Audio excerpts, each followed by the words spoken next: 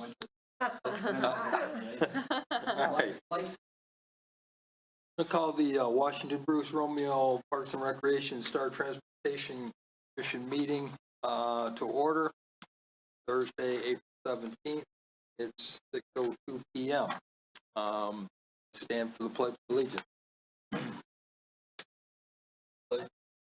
Flag, United States of America, the Republic which stands, one nation, under God, indivisible, liberty and justice for all. Thank you. Roll call, please, Phyllis. Mr. Billick. Here. Ms. Bowers. Here. Ms. Dembski is excused absent. Yes. Ms. Duda. Here. And Ms. Gettert is excused You absent. stand. Okay. The agenda, any additions or deletions to the agenda that you guys noticed? Yes, we have, well, actually, you have treasurer's report. Was that where you intended to determine whether or not you change or approve the 9-month CD? Yeah. Okay. Yeah. All right. Then no additions. No. No. Thank you. Okay. A motion to approve? Motion to approve the agenda. I'll second.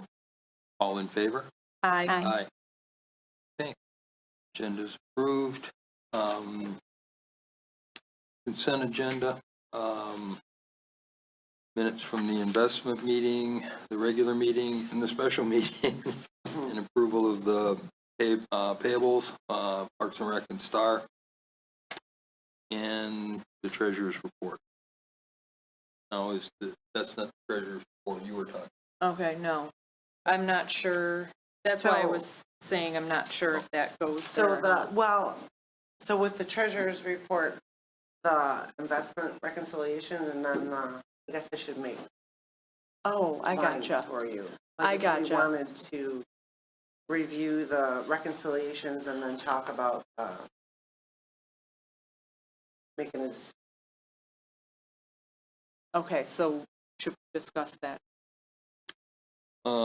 We could. Okay. Yeah. So at the last meeting, we had approved to move forward with a 12-month purchase of a CD for Parks and Rec and for Star. But after investigation, Ryan from Michigan Schools and Government Credit Union contacted me and indicated that the rates for the 9-month were much better than the 12 months. So his recommendation was to move forward with a 9-month as opposed to the 12-month. We only had approval for the 12-month. So in this meeting, I'd like to ask for or put in a motion to move forward with the 9-month CDs as opposed to the 12-month. I was thinking, maybe we could just put in a motion to have him invest in the best CD available at the time for reinvestment, That makes sense. rather than having to come back, okay, was it a 6-month? Right. So I was just. That makes sense. Maybe do that. Yeah, I would agree with that. Yes. I will amend my motion to move forward with purchasing the best CD at the best interest rate for for Parks and Rec and for Star Transportation at their face value of $200,000 and $150,000 respectively. Discussion. Just to clarify, will he provide notice to, with respect to Yes. the recommended option that he selects? Yes. Yep. He will let me know before anything goes through. Yep. Okay. I'll second. Roll call, please. Mr. Billick. Yes. Bowers. Yes. And Ms. Duda. Yes. I didn't see anything in the regular minute the special minutes? Did you guys? I did not either. In the regular minutes, under the consent agenda, I would say we would need to approve them with a change. The roll call should have Ms. Bowers as approving it rather than Ms. Follen. Sorry. That's okay. 5. 3.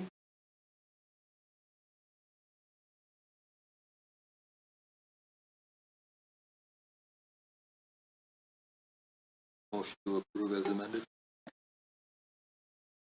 Motion to approve as amended. I'll second that. Thanks. All in favor? Aye. Thank you. Okay. Approval of accounts payable.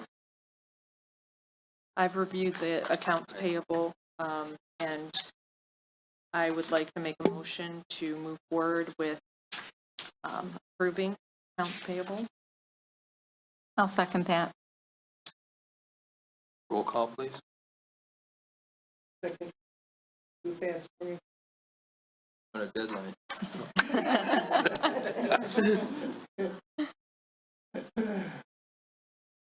Mr. Billy? Yes. Ms. Judah? Yes.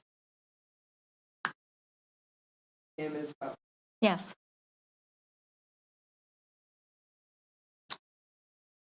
Treasurer's report. So with the treasurer's report, you'll see on the first page, and this is what you want me to do, the brief overview of the balance. I feel like Okay. if anybody had questions. Yes. So on the first page, it's Parks and Recreation, and you'll see that it balances, the ending bank balances balance. Gosh, I need my readers and don't have them. With,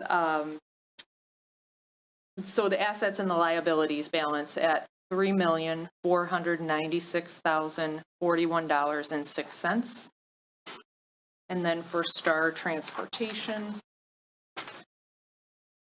the assets and liabilities balance at $1,598,599. I'm sorry, 1,000,005, what is it? $1,598,554.88. Okay, thank you. My readers. I'll have to remember them the next time. It's okay. I didn't realize I'd be reading this report today. So the assets and liabilities balance, and you'll see on each of those where the investments are coming into play and the interest that we're earning for each. And I believe these are the reports for February 28th, 2025. We're still waiting on March as well. Any questions on those? Good. Good. Motion to approve the treasurer's report as presented. I'll second. All in favor? Aye. Aye. Legal. Dan, do you have anything? No legal report. All right. Not yet, anyway. Community comment. Any community out there? No, just invited people, huh? All right.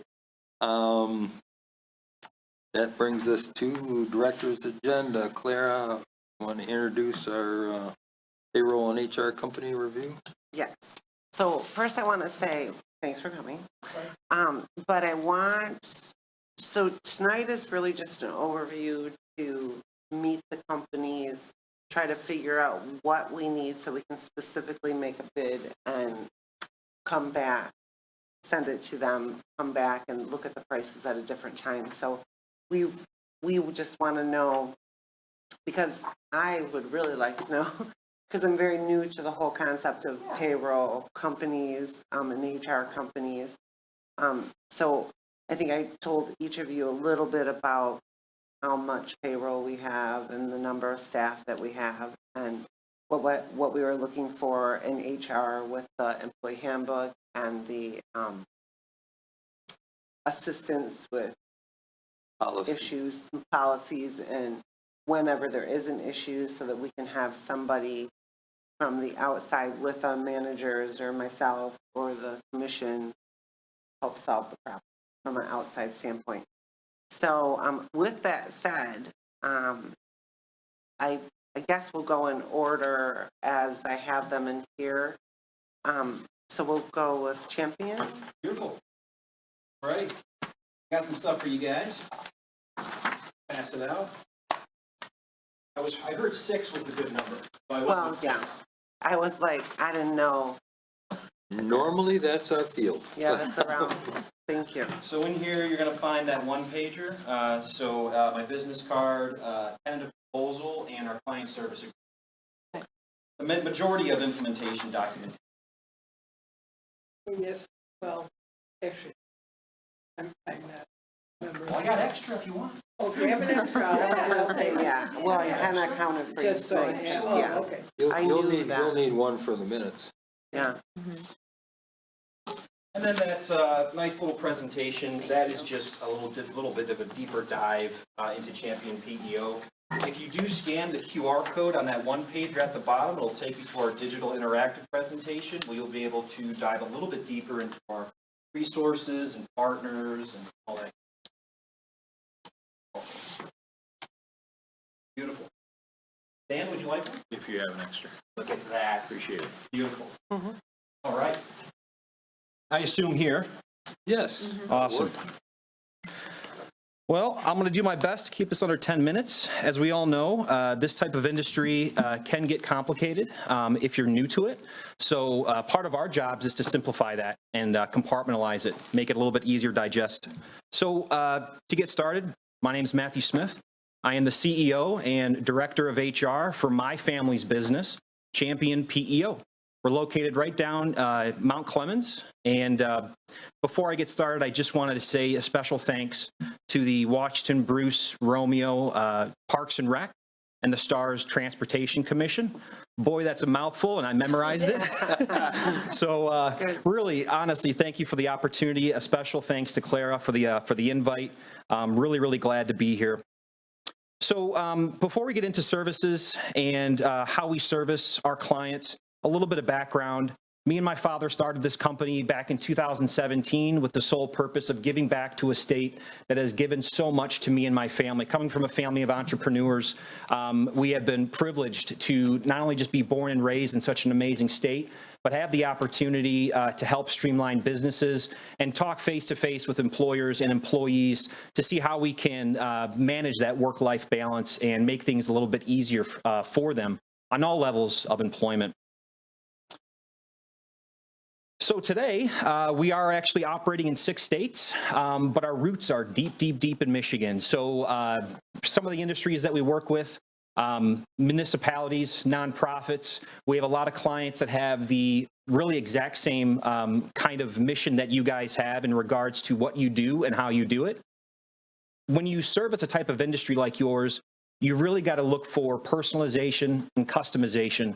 Not so much putting you into our box, but molding to how you guys currently operate or want to operate.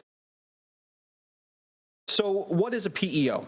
I get asked this question all the time. The best way I can say is we are a turnkey solution to your back office. We become the employer of record for IRS and tax purposes, which helps us streamline your payroll and your taxes and takes the load off your back for communicating with the IRS. In regards to payroll, we do have a suite of services. It's kind of a one-size-fits-all where we customize our platform to fit your needs and unique wants. But what makes us unique? That's the question I get. What makes us unique? If you go to PEO or payroll company to payroll company, you're going to roughly find the same services: payroll, HR, compliance. We do have a couple of services that do make us stand out a little bit more. But what makes us unique? 3 things: payroll, people, resources, and technology. The reason I say people first is because the people we employ genuinely care about our clients and their employees. I have a methodology on how I hire people. We hire attitude and train skill. That's it. I want people that are passionate, people that wake up every morning and love what they do. And the fact that what we can do, we can actually see that needle move and actually create change right in front of us is something that's extremely important to us. And we truly love what we do. So the people that you'll be able to meet, if this does come to fruition, are going to be the people that are going to be your go-to resources. Every client gets their own account manager, but we synergistically train every single person at our firm. So no matter who you get, they'll know you, they'll know your business, they know how you operate, and more chances than none, they'll have an answer for you. Resources. Our partners are your resources. Our people are your solutions. Everything from benefit securement to our in-house legal firm for employment-related matters, to our incredible HR staff, and with me at the helm, our resources are your solutions. Our technology, 2025, it's integrated in everything.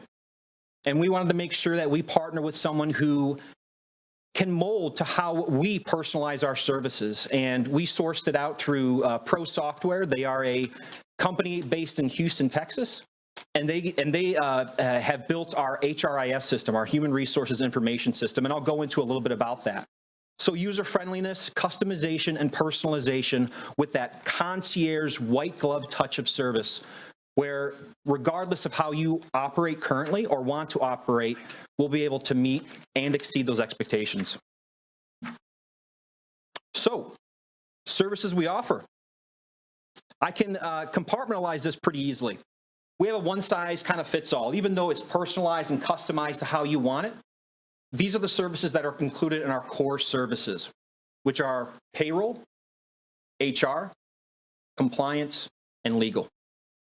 With payroll, we obviously can talk a lot about the different services and the subcategories that we have, but I did want to touch on a couple of things. I'm going to actually grab my water real quick. Thank you. All right.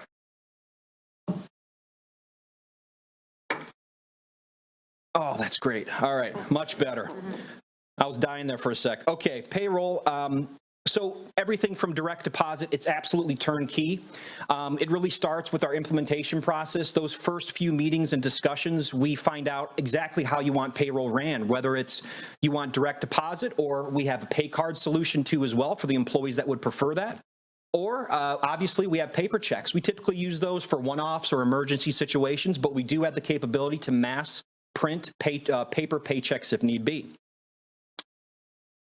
On top of that, time and attendance is one of our optional services that you can opt into, whether you already have a TNA service currently and you can integrate it with our platform, or you want something a little bit more robust, from a physical time clock to a digital time clock right on your phone through an app that works both with the iOS, iPhone, and the Android.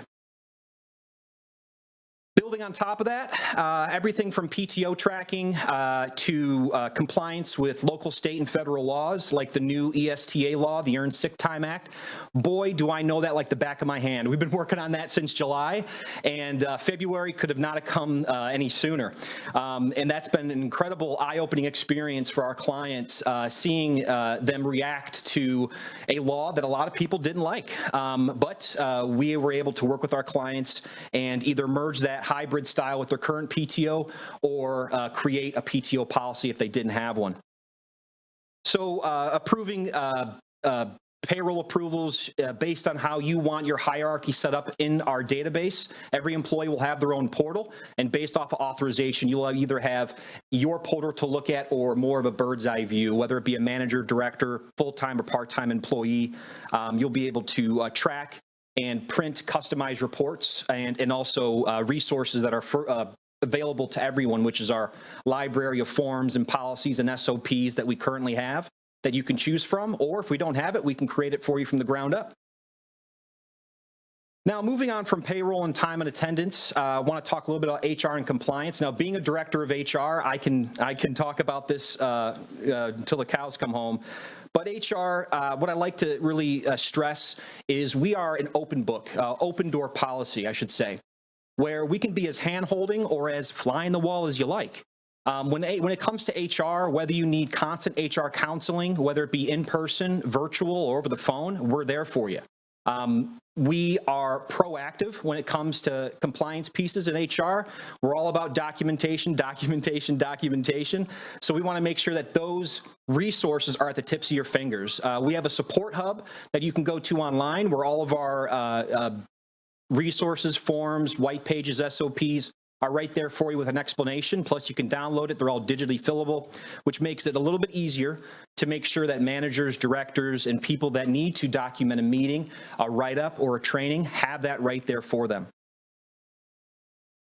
With HR, record keeping, managing digital employee files, and new hire reporting, we do it all. So anytime you onboard a new employee, we can either, like I said, be as hand-holding or as remote as you'd like. For the most part, we can do onboarding from soup to nuts. It's turnkey. It's all digital.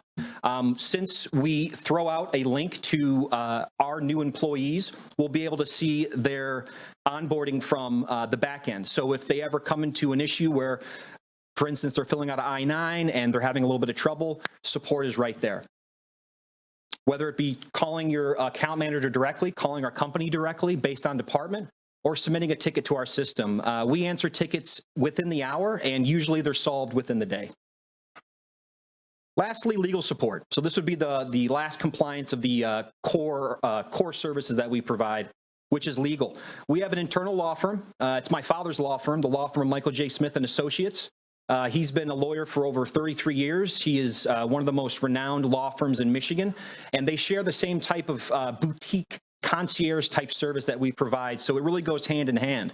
If you need a lawyer on the phone for an employment-related matter, and typically it does kind of double dip with HR requests and issues, we can get you one right then and there. If there's a project that you want to work on, if there's a handbook that needs revised or created from the ground up, we can do that, and we typically do it in tandem with our employment legal team.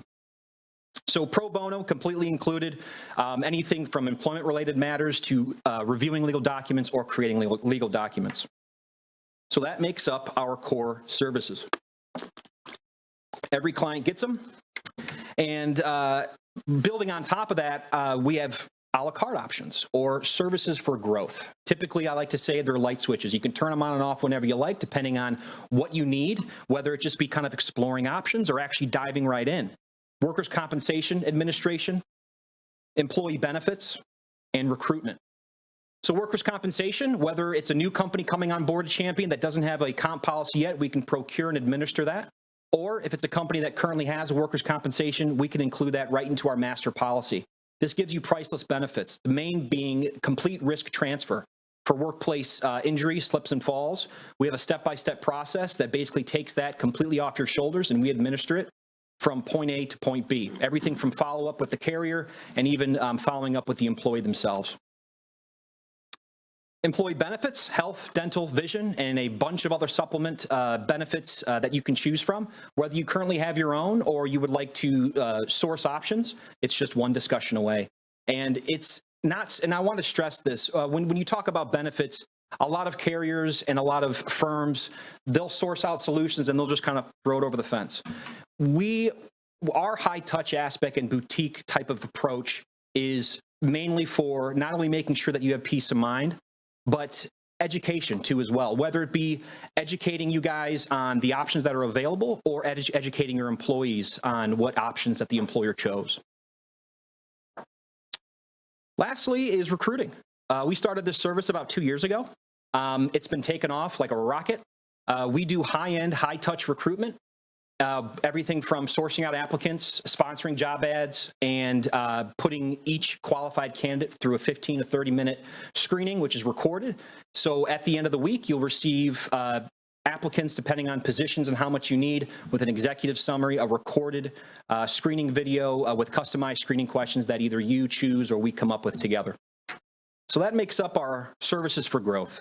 Workers' comp, employee benefits, which includes the retirement plan of a 401k, and recruitment support. So how do we work? How do we do it? It all starts with the implementation process. Our main priority when implementing a new client is making sure that first payroll run is perfect, down to the penny. Along with that, we typically establish a timeline, anywhere from 6 months to a year, where we map out different milestones and things that you want to accomplish and work together on, whether it be an HR project, a handbook, rebuild, a revision, or other things that you need some resources or help with. We are there for you. So one thing I want to stress before I close out is our uniqueness. I did go over it in the beginning of this spiel where we talk about people, resources, and technology. The kind of service that we provide is bar none. You won't find it anywhere else. And that's the reason that we got into this crazy business. It's a complicated business, but what we do is we simplify and we educate. We want to make sure that we don't just sell products and services. We sell a relationship. That relationship is the most important piece when we get in bed with a client, regardless of size or industry.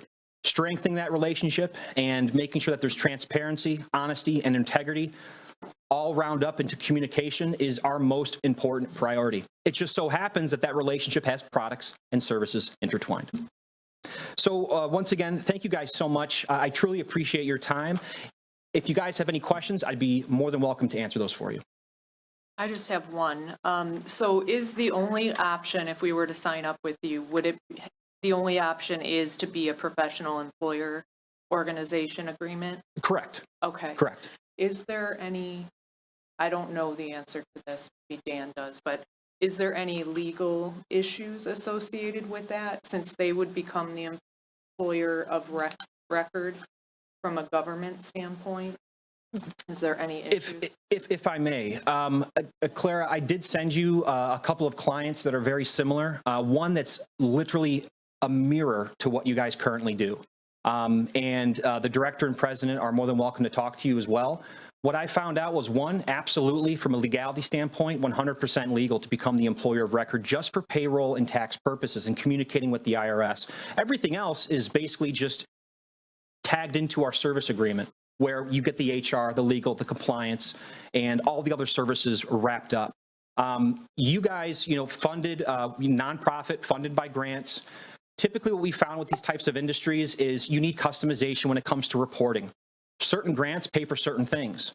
So when you get an invoice for payroll and it's unbundled, where everything's listed separately, custom invoicing if need be, we have found that custom reporting going with these invoices tend to make everything a lot more simple when it comes to making sure that what grants are funded which, you have the backup reporting that explicitly says exactly what it is, down to the employee if you want. That's been one thing that was very important. We take on municipalities, nonprofits, or anything that has government contracts or grants. But to answer your question, from a legality standpoint, it's 100% compliant. Okay. That was my only question. Beautiful. Anything else, guys? Come on, give me a hard one. So just so you know, we're not a nonprofit. Oh, okay. We're a municipality. Gotcha. But, so we have a millage that runs both Parks and Recreation, and the Star has one as well. Beautiful. Well, same concept applies. Same concept applies.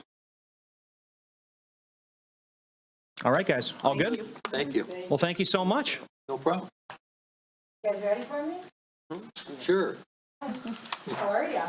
Good, you? Good. You? You know, we're gonna talk about fun, low payroll, HR services, how we can help. I got to meet with your team briefly. I was out in this neighborhood, stopped, connect with Berna just to kind of understand a little bit about your specifics and what you guys do and why you're looking. Let's plug in here. Oh, you have to turn on the projector. Yeah. Riley, can you, Is it right here? do you turn on? Oh, Is it this? She's just taking charge. I do that from time to time. go ahead. Hi, I'm Shay. I'm an account executive with Paycom. I'm going to keep it brief. I gave you guys a lot of information to digest. I'm going to keep you on track for your meeting today. So I'm not going to talk your ear out. But with Paycom, I'm really excited to be here. Thank you for making the time for me to come and show you a little bit about why Paycom, why we're different, and how we can help. So a little bit about our history. Paycom was founded in 1998. Chad, our CEO, he's actually still our CEO today, so still runs the company. He decided, let's take payroll to the internet. Crazy idea back in 1998. However, we do everything on the internet today. So not as crazy. And when he did that, he decided he was going to create all of our technology in-house. So although it took us a little bit longer to grow technically, every product that's on that sheet in your HR lifecycle right there, we developed in-house. So your Paycom specialist knows the ins and outs of the system from point A to point Z. There's not any time you're going to call your Paycom specialist and they're not going to be able to give you an answer. They're not going to transfer you to somebody else saying, hey, I don't know about time and attendance. Let me transfer your time and attendance specialist. They truly know the entirety of our system because we built it that way. This has allowed for employee adoption. So this is our strategy. We want your employees to own their data. By owning their data, being able to see it, being able to see what PTO accruals they have, see their schedule, all from an easy-to-use app, which is consumer-grade technology. We do have a picture of our app in there for you guys to look at. So that's what your employees are going to be able to go in and see their benefit selections, their 401k selections. And we have the feeds to feed those to your benefit provider, right? Usage. So we measure how many times your employees are going in and driving their data. How are you getting an ROI? What's your return on investment with Paycom? And it measures how much the employees are using it as opposed to the managers and HR admin. So this really drives our usage strategy. I'm telling you, if you don't use a product, Paycom is measuring it and they're going to call you and say, hey, Clara, I see that your organization isn't really using scheduling. Can you tell me why? How can we help you with this product? How can we benefit your organization by setting this up? Which we do in implementation, of course. However, if they do see that it's not being used properly, they're going to give you a call and figure out why, which I think is always cool.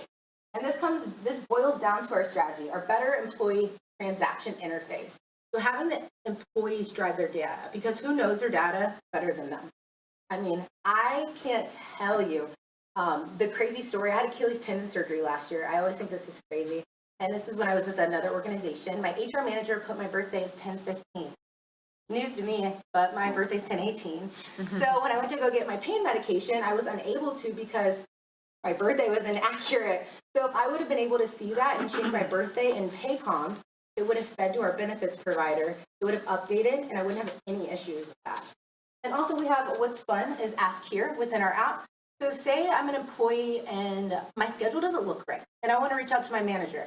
I can go right in the app and go to Ask Here, and it will filter that question to my direct supervisor or manager, or maybe it's an HR question and needs to go to Clara, right?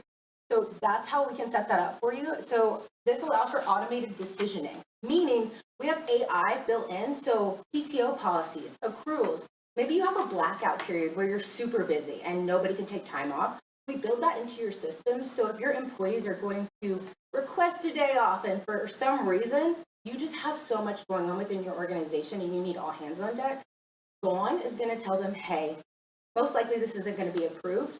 And this is why, based on your company's policies that we embed in our system. So I really think it's going to be awesome. And this is what your environment is currently, right? Your employee's going to your manager. Your manager's going to Burner or Clara. They're going and inputting that data into their software, or they're writing it down on paper and sending those elections or mitigating like conversations or keeping a track of every HR conversation you've had just to make sure unemployment, all of that. So there's a lot of paper processes currently, and there's also not visibility. So if I get written up, where do I see that at as the employee? I can't. However, with Paycom, they can. And depending upon the conversation, if you don't want them to see it, but you want to keep a record of what happened, you can do that as well. So why a partnership with Paycom? We're a single database solution, meaning everything is in one application. Managers also have a side of the app where they can go in, change schedules, approve employee requests, and really help with any questions that may be there, and also approve my check. So employees will have visibility into their paycheck before it's truly cut. So if there are any issues or they're missing any time, they're able to catch it before you guys run payroll process. So no more off-cycle payroll runs. A true partnership with Paycom. I'm right out of Troy. I sit there. I work there every day. Our implementation team is there. Your CRRs are there. Your PSD is in Oklahoma or Dallas, and they sit in pods. And they work with groups that are similar to yours. So we wouldn't give you a PSD that is working with a bunch of manufacturers. That doesn't make sense. So they have the skill set. They work with groups similar to your organization, and they're able to answer any question within your system. And you have the same Paycom specialist. You're not going to get, if Rebecca's your Paycom specialist, you're going to get Rebecca every single time, unless she's on vacation or in the bathroom, then she sits in a pod with 3 other individuals that can answer your questions, and they know also what's going on with your account. Streamlining operational processes. So you and Berna have done a great job at handling your employees. You guys have a lot of culture and also a lot of tenure within your organization. So seeing that beautiful thing, 15, 20, 30 years, I think that's absolutely amazing. But having that automated decisioning and your policies built into your system, take away the guesswork of who can have vacation, who can't have vacation. And we can streamline that. Maybe it's based off tenure. Maybe it's based on if you've been there for 30 years, you get first dibs on PTO. So we can filter that within the system. And I will say, we're not a PEO. We don't own your employees. I just want to preface that. So that is a true difference between a PEO and Paycom. We're HCM and payroll company. We do work with HR consultants who can help you in terms of writing your handbook or having those difficult conversations with an employee. So you still take ownership of your employees. However, we do have those relationships within the Michigan community where they can assist that. These are all of our Paycom tools. You guys also have a slide about this. I could talk on and on about all of our tools that we offer, all of our features. However, if you have any questions at the end of this, let me know. I'll be glad to answer for you, okay? And then our implementation, I know, is only going to be 8 to 12 weeks. And this is hands-on training. We're going to come on site. We're going to teach not only your employees how to use the app, your managers, your HR and admin. We're going to come and show them exactly how they elect in benefits, where is their time clock, how they punch in and out, and really show them how to manage their data. You guys have any questions for me? What involvement would you need from Clara and her staff in the implementation? It's about a 2-hour commitment a week, so we need documents so that we can input all that data. We do the heavy lifting, I say. We just need the data from you guys. And then it's a 1 to 2 hour training process, getting on Zooms. If you'd rather have in person, we can do in person. And we really tailor it to your organization. So if you say we come on site, we train your employees, and you're like, they're just not grasping it, and you come back out, of course we'll come back out. We'll do as much training or as little training as you and your organization need. And then the HR piece, that is outsourced to a Yep. different company. Yep. And how long have you had that part? Oh, Paycom's been in, well, we're national, so we've been developed since 1998. They've had an office in Troy since 2005, and our partners are true and true, Michigan. We work with Hub International, Travis Porta, 20 years. He actually, him and his family own that company, and then the Hub bought them, and he still works there. We also have other consultants. It just depends. I partner you with somebody who works with, like, City of Dearborn we work with, right? So somebody who's very similar to your organization.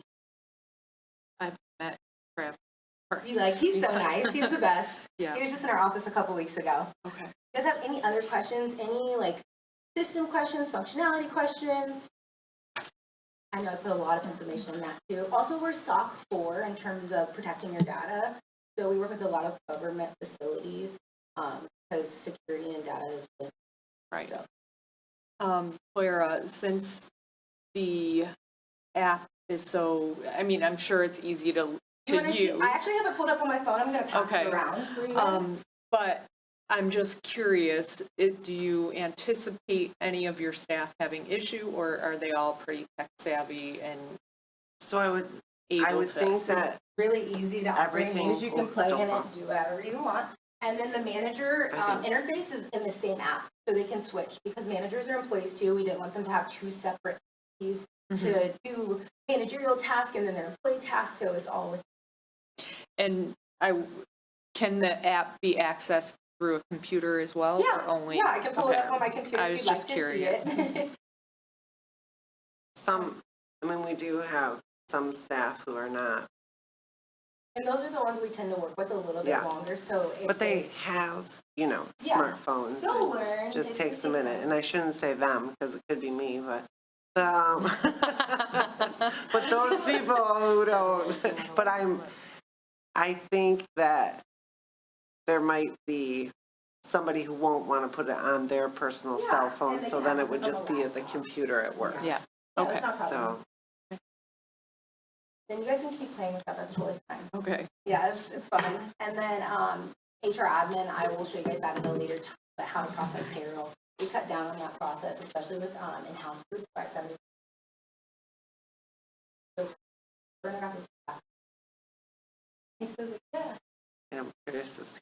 yeah, go ahead and play with it. It's just my demo app, so it's not an issue. Okay, Thank you, guys. thank Hey, you. thank you. So, Last but not least, so I will say that the next company is going to be Amber, who's coming up here, but there was Gusto, but they could not come tonight, but the Okay. information is in there. All right, So- so the last company, what, Gusto. Gusto. So is here, the eVenture is, eVenture. it was after I sent the packets out okay. that we, Here, do you want to see it? Okay. Oh, you look out. Here's your. I'm Amber with Okay. Adventure. Okay, Um, nice to meet you. I got the call and then I was like, Clara. there was like a mess up. I'm like, I don't know, because I emailed and the email got, who knows? And No then the worries phone about it. call, but we finally met up. So, Amber with Adventure. Here, a little packet, you get, which I sent her Yes, over. thank you. But I also created a wonderful book because all my local small businesses in Romeo and Washington inspired me. So you got a book as the HR and payroll playbook. So it gives you all the tools and answers to everything I work on within the field of HR and payroll.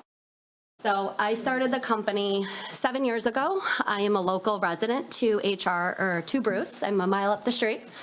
Come in quite frequently to pay the taxes and do all the fun stuff as a resident and all the Washington roasts. I will say you guys do a phenomenal job. My kids participate in a lot of it, and so do I. When it comes to HR and payroll, yes, you've talking to a PEO, you've talking to tech. We are not a PEO and we're not tech. We're the department. I'm the boots on the ground. I work with the accounting team. I work with the financial team. I work with Paycom. I've got clients in Paycom, Paycor, Paylocity, ADP, you name them. We're actually the payroll and HR department. We're the people. We're the human interaction.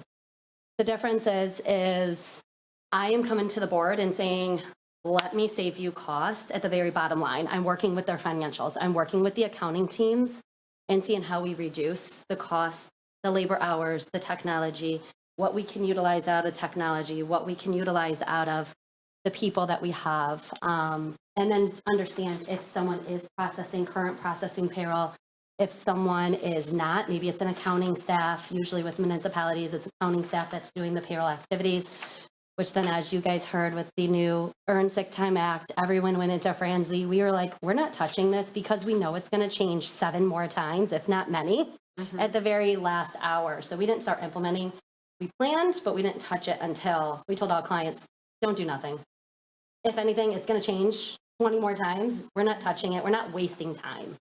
And that's just because labor, hours, material is all time. So how I do things with my company started 7 years ago on maternity leave. I was bored on maternity leave, feeding in the middle of the night, said I needed a new adventure. My pathway was construction, manufacturing. I was in big top companies.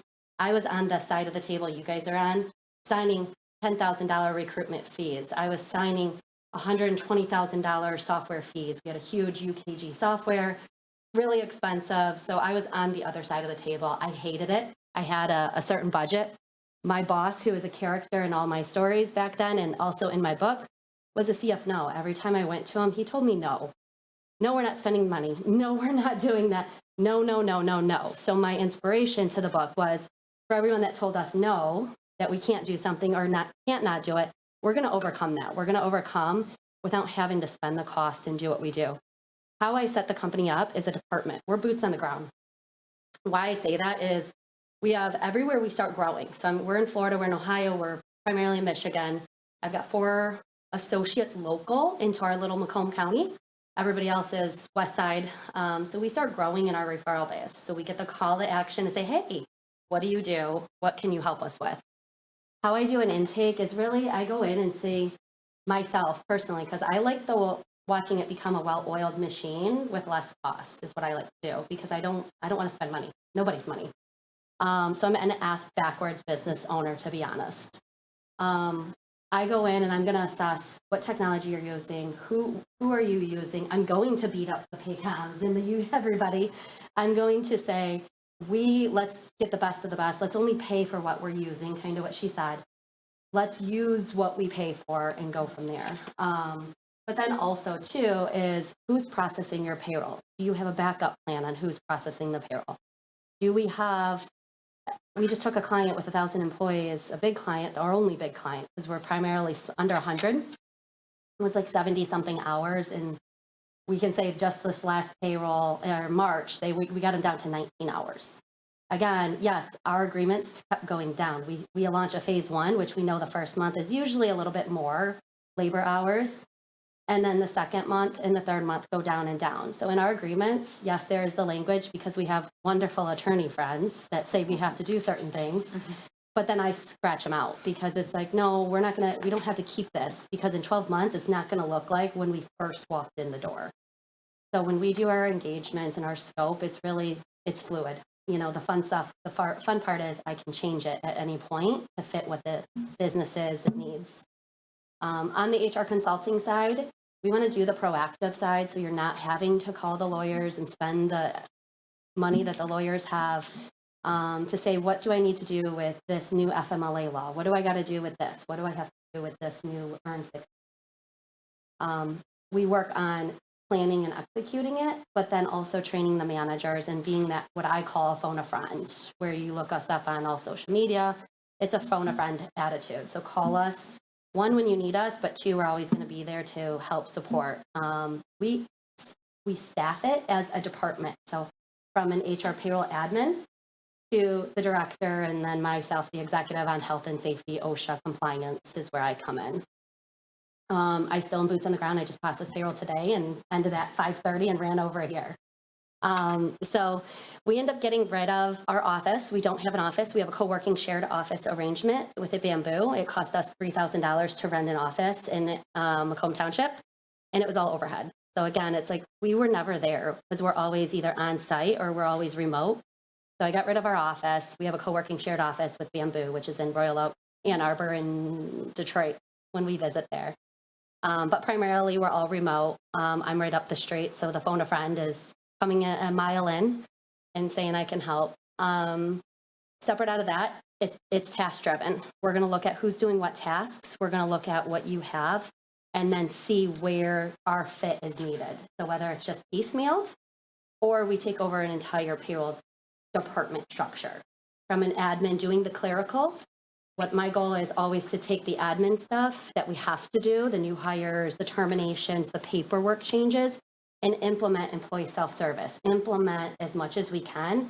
I always say, especially with very tenured individuals, that they're stuck in their way. I don't want change. I don't want to do it that way. I'm used to doing it this way. I don't want to change type of mentality typically. So we say, as long as we can get 30% there, then 40%. And then eventually we've got at least 90+% using employee self-service, the automation features, the new hire onboarding features that are out there with the tech platforms. But basically it's just using the technology that we partnered with. We have good pricing with our partners.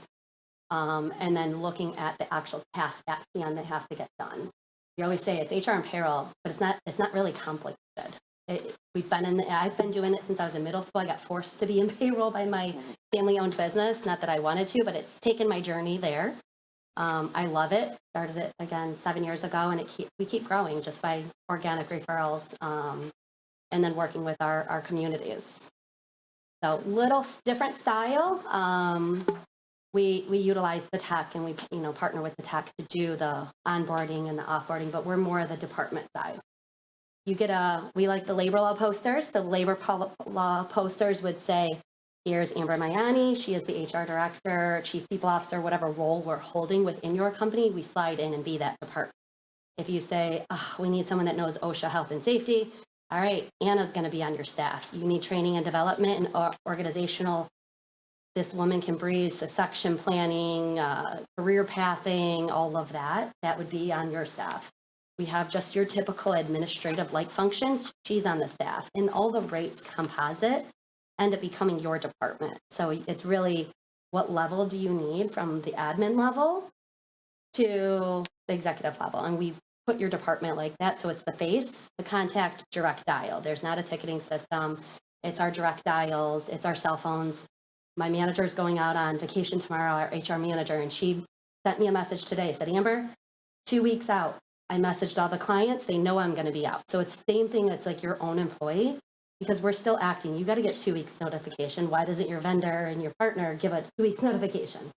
So that's what we implemented. Again, more that department structure, like we're your employees. I always tell everybody the only difference is our signature card and our domain and our email. On the email side and the customization with every group we work with, if we say, oh, we want a Bruce Washington Ray Township logo and we want this, then we customize our signature card to look and feel kind of like we're the same team and bleeding the same colors, but the domain on the end of the email is different. So it's just how unique we get. Sometimes we'll do a shared inbox, so it's just a hr.pr@eventurehr.com correspondence. So there's not a, oh my gosh, there's 5 members in our team. Who do we reach out to? What we do is we all have a shared inbox. I can go on, anyone's absent, I can see what needs to get done. And we're always looking and living in our email world where we don't want to be, but that's life. Texting and emailing. So a little bit different on how we handle things and how we kind of work with our groups. My idea is I'm working with the accounting side a lot of CPA firms. We work together on post-payroll transactions. How can we automate? How many hours are they taking to doing the GL entries? Every single time we run payroll, you've got benefit costs, you've got workers' comp costs. We sit on the side of the table with you and say, who are you using for your broker? Are we getting the best? Are we to have a Ben admin portal, or is it through your technology? So we sit on the other side of the table with you and sit there and say, who are we getting the best rates? One of my best stories is a broker. They thought they were doing really well, but brokers want to have more commission. They get paid on commission, health insurance commission and workers' comp commission. If you don't have a broker that you're really pushing to say, I need cheaper, well, you can't really change health of rates commission and life commission, but their workers' comp, I just learned from my broker. He's like, yeah, I can waive that. I can do this. I can do that, because they have a little bit more flexibility with their commission structure on the property and casualty side. A lot of companies don't really shine that. So we went in and we said, why are they in this rate? So if I am sitting here and I'm clerically doing this all day long, I'm in what's called an 8810. I should be only 16 cents, 7 cents, 6 cents, depending on per $100. They had the workers' comp agency had them in a higher code because guess what? They got higher commission. Premiums were a little more. So we like to do that review. Give me the data so I can see, are we paying the best rates? Are we paying the best workers' comp? Are we actually classified in the right workers' comp codes that we should be classified in? What are our individuals doing at the Parks and Rec? What physical activity are they doing and what codes do they have to be in? Are they doing the right code? And a lot of times, again, being on the other side of the table with you, that's where we sit there and come in to reduce. Because at the end of the day, people say HR and payroll are overhead. We don't, do we really need it? It's overhead. It's not a cost producing field, if you will. But in our eyes, if I can sit there and work and mitigate the other cost activities and reduce our hours, because at the end of the day, it's all department structure. So if I can reduce by way of automation, communication, and the technology as well, then at the end of the day, we're reducing our invoice, basically, our salary. We say salary or hourly, but we reduce our salary per month. Again, is asked backwards, but that's the way I like it. So that is eVenture in a nutshell. Any questions? I know you guys got a lot to mull over between all the different styles. But either way, I'm here. Are you able to, as part of your service, to assist with, say, disciplinary issues and things like that? Are you able to?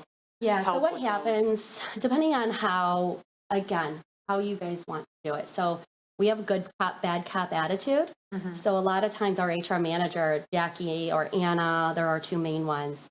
They're going to come in and say, who's got this? Do you want to do it? Do you want me to do it? And they're like, wow, it's a little sensitive topic. I know how, but can you do it and handle it 100%?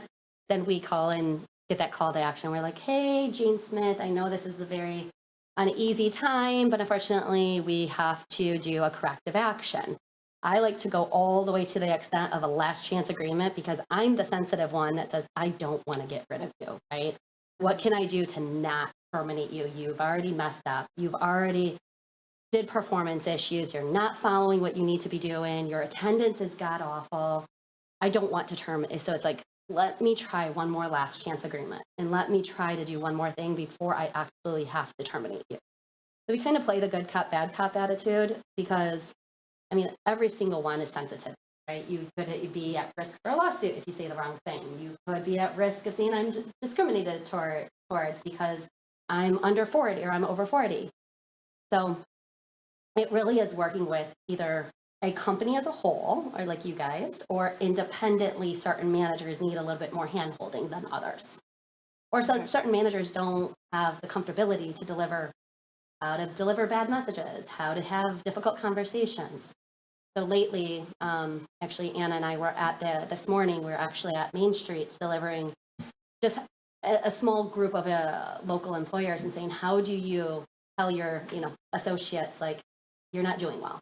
Simple is something so simple, like, you're not doing well. I told you once, I told you twice, just not getting it. So we help them through communication, and we just got a small group of people together this morning for coffee and kind of help some of these little small businesses, like the tools to say, here's how to do it. And if you need us, call us. And also, I said, look up the chapter. I said, it's in there on how to have difficult conversations. We gave them all a book that here's what you can help with. Okay. And then my other question would be, are you able to assist with updating employee handbooks and policies and procedures, things like that? Yeah, so we have a compliance system that we pay for all of our clients. So it has legal to it. It has our handbooks. It has all the laws, all the regulations. And if it hasn't been updated, I would say probably within the last 3 or 4 months, it probably needs to get updated because of all the changes that we've seen. But what we'll do is we'll take either, if you need mass changes, because we had a client yesterday, not updated since 2016. Because ours is worse. Much worse. Much worse. But yes, what we're going to do is our system, I plug in county, state, local. It automatically tells us, from a legal back system, automatically tells us the laws, every update that needs to. It'll give us the framework of the policies in the handbook, and then we like to take it and then customize it.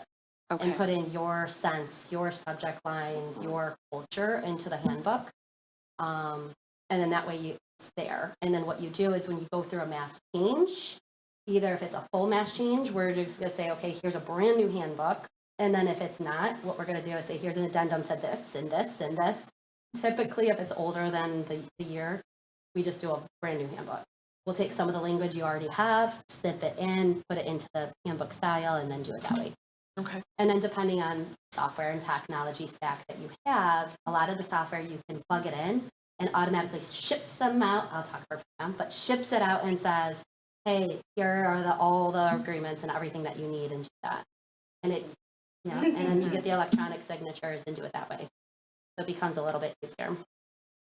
I do have a question. Do you have like the capacity to do digital timesheets and? So we use the tech. So we use like the Paycoms, Paycors, the Paylocity, and all of them, yes. The ones that we vetted out that does all the partnerships, I would say they all are pretty much similar. They all have their uniqueness to them.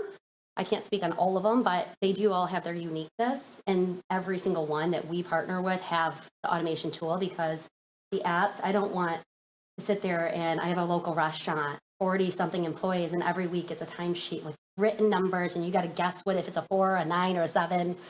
With social security numbers, I've had bar napkins come in with social security, that to me is a heart attack. So we want to coach them to use the technology so it is more.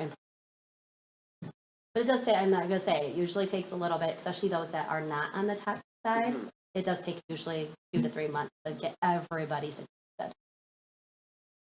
So you would be like the link between the employee and the payroll. Yeah, so when she said HR consultants, but I don't like consultant. I'm 'cause sorry. It's a, it's, HR business partner. no, it's okay. I think of consultants, they're just pricey, honestly. Some of my consulting partners are $150 an hour, so I don't like the consultant, but I'm sorry. you're fine. But it's the HR payroll department. So we're just the human interaction. We're the actual physical person that has to do the work compared to it's all tech. But we will utilize the tech to offset us having to do the labor hours, if you will. And have you done municipal, like, Yes, we did have Dearborn for a second, like 5 years ago. So we had Dearborn, but they switched their whole system. We've worked in more Florida on the municipality side because we have a very big presence just because I vacation down there and it kind of naturally led there too. Local here in Michigan, we don't have like an actual municipality. I've helped Ray Township because I was a resident of Ray Township for a while. And under the new supervisor over there, Eric Crump, I've worked with him and he's like, Amber, I need help on this. Amber, I need help on this. So I've helped him and helped with their accounting team over there at Ray Township. So Nikki can attest to that. She's running their accounting because they do actually client advisory services over there at Ray. So they're using like a client advisory services, which is like their fractional accounting without having a full blown accounting department. So just different things to look at. Thank you. You're welcome. thank you, Thank you. appreciate it.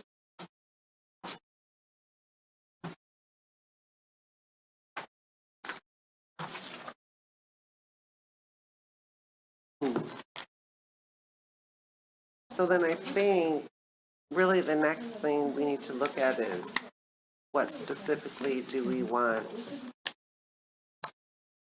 to concentrate on? Or, you know, I'm Right. sure things will, as we continue to go, items will come up. But I mean, I have a small list. But What do you think is most important? well, definitely Berna, and she had just texted me that, you know, they have been working on all of the stuff and updating. But I do think that like something like this for our staff or even digital is going to be the best route. Yeah. And then I would like to work on our HR. We obviously need our handbook and our policies brought up to date. That's huge. And then assistance with when we do have issues, because as we've talked about, it's growing and the issues are just going to grow with us. So that's the main thing. I mean, we do have like a lot of paper, like had been discussed. Everything is on paper that we do. So the more digital we can go, the more streamlined that we will be. So, but I think I want to take a minute and kind of come up with that list or the bid and put it out to you. And then that way you can come back and, you know, with more specific to like, Money, yeah. how much is it gonna cost? Yeah, right. Make sure you're comparing apples. Yeah, well, that's the thing, because it sounds like you guys all do similar, but it's all just so different and so much and so, and how. Yeah, You guys are currently operating in-house? we are in-house, yes.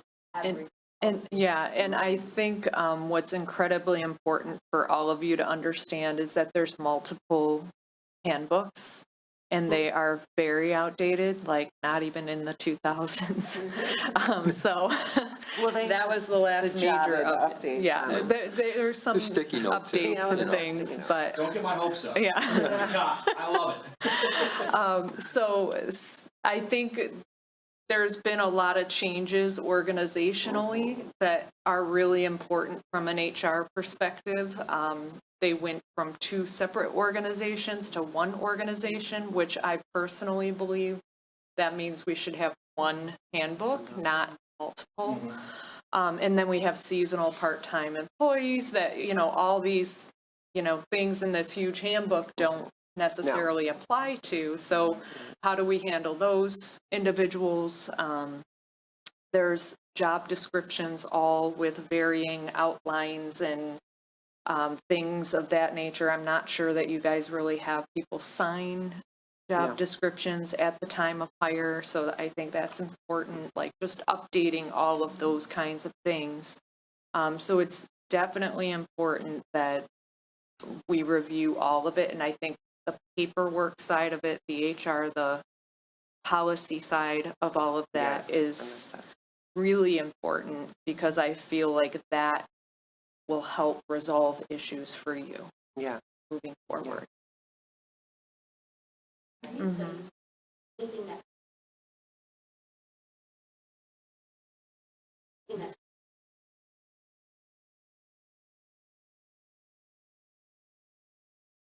what is under the financial advice to 25 dips or 25 margin? Some people here.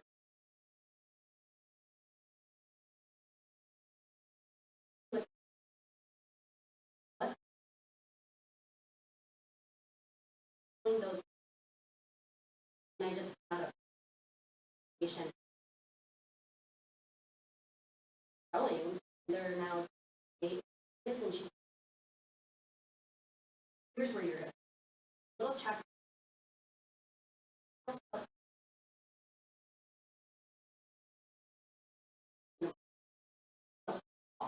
Mhm.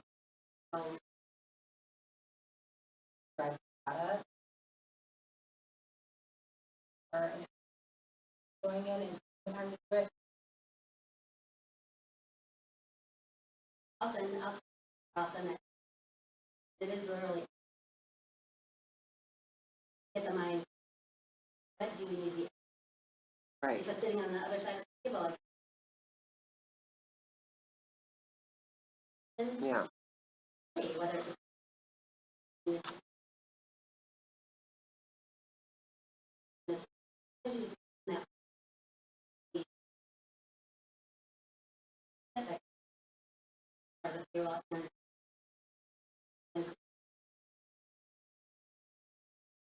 I could send that when the mind all the moving. Right. Anything that that sounds good. Well, and that being said, I mean, one of my concerns too is that, we have employees that, the organization, I wouldn't say necessarily we're growing, but we are Yeah. doing more, things like that. And constantly putting the HR work and stuff onto basically the accounting staff. You know, it just is not, it takes them away from what they really need to be doing. And, you know, so that part of it, and I'm a firm believer in the payroll company. I work here for Township, my real job. And, you know, we use a payroll company. Shortly after I got here, I said, really, guys, to do that. It just takes so much off. But, you know, that being said, it depends how much you utilize the payroll company. If you're still the one sitting there inputting data all the time, you know, Right. that's a waste of our account time. You know, so, Yeah, and we see that all throughout our portfolio. Companies that either don't use us to their full advantage, or companies that really need that help.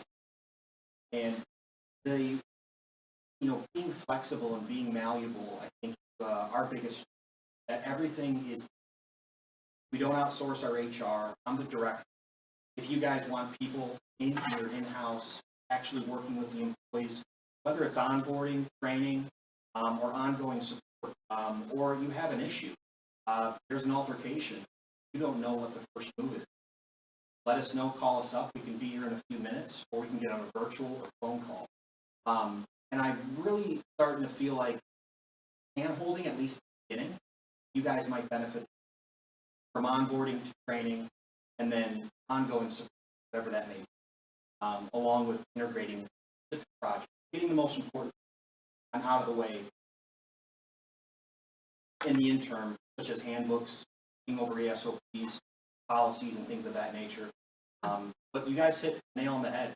I mean, making it digital not only helps with record keeping, but it compartmentalizes everything, whether it be anything that an employee acknowledges right there in their portal to pull, or in our support hub if they need to pull digital documents, whether it be branded to you guys or things that we just have templates of. I think that's going to be a great benefit, having everything kind of all in one place at your fingers, whether you can, empower the employees to do it themselves, or like I said, a little bit of handhold. We're accustomed to both types of clients.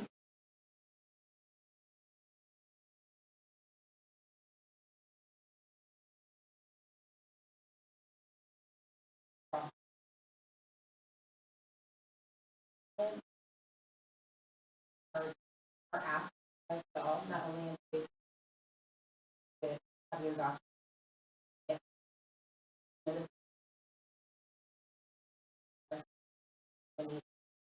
Digitally files or how it and really just give them that.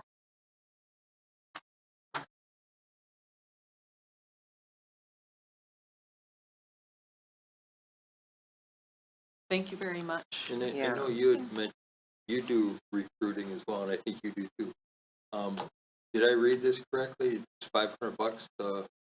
Yeah, so, I can dive into it really quick. When it comes to recruiting, everything starts with discussion. We meet with you, come up with a job description, unless you guys currently have one. With that, we come up with screening questions, and then we post it on multiple platforms, depending on the position. Kind of have a clue on if we just want to go with one platform or all of them, plus our social media. And then once we filter based on qualifications and expectations of the job, we then pull those applicants and have a virtual screening with them, range from any 15 to 30 minutes. Once we've done that, we've accumulated, depending on how many positions and how many you need to hire, full-time, part-time, we'll have an executive summary of qualified candidates that we send directly to you, where you already have all the information. And most of our clients end up making a decision right then and there without doing a second or follow-up interview. But that's where you take control of the hiring process. Do you want to bring that employee in for a second or final interview? And then you make the decision. It's $500 per hired recruit. After 30 days, they have worked at your. So once that 30-day comes, that's when the $500 comes out. If they are terminated, quit, within those 30 days, there's no fee at all, and we just go back to the drawing board.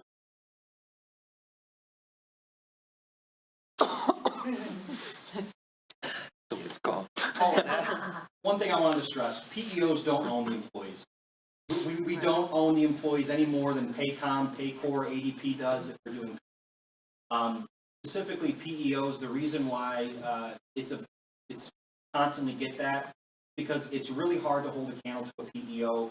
You have everything turnkey within the firm, and the main reason why benefit to our employees, really a priceless benefit, is that risk transfer and liability. Every button we press and lever we pull, we consequence. So having multiple firewalls and double, triple, quadruple checking things before they're done. Like I said, it's my family's business. Our names are intertwined, our reputation's intertwined. We really do seek perfection. But at the end of the day, human error does occur, and we have to make sure that we are way ahead of the game in regards to how we process payroll in accordance with how you. That's where that personalization and customization. When you have more control over the business, you can adapt very, very quickly. And a lot of our clients seem to benefit that, having it all in one place, being able to get a hold of someone in a moment, whether it be myself or an attorney for employment-related matters. It's really a breath of fresh air. It's that ease of mind. Like, that's our tagline: freedom to grow, winning freedom for our clients to grow their business. Because at the end of the day, you guys shouldn't have to worry about non-revenue producing back office administrative employment responsibilities.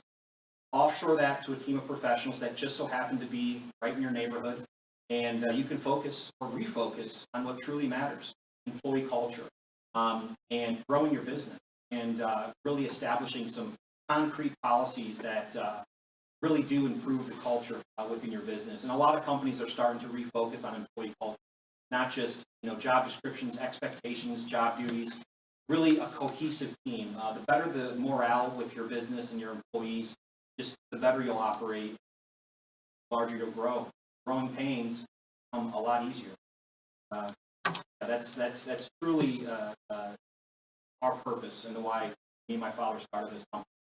Do things differently and to get back to that type of service that people used to be accustomed to 20 years ago. You don't see it every day. And when people say, you get what you pay for. I have come into contact with clients who are paying an arm and a leg for a service that is equivalent to the big box churn and burn, where you're just a number, you're not an employer. And kind of refresh that and change their frame of mind that companies like mine exist that still hold a candle to that type of service that should be expected. We want to make our clients think that they're all only. And we've gotten compliments like that before, and it's truly inspiring. It's my passion. I really appreciate the opportunity, guys. No problem. Thank you. So I will reach back out. I'm not sure exactly when, but shortly. Figure out what our Yeah. needs actually are. I don't know if we need to meet again and do plan be approved in May, and then I send it out. So around May or June, that it would be coming over to you for a bit, one way or the other, unless we figure out before. Sounds good. Sounds good. Thank You guys are Thank welcome you. to stay for the rest of the meeting. Yeah. They're really exciting.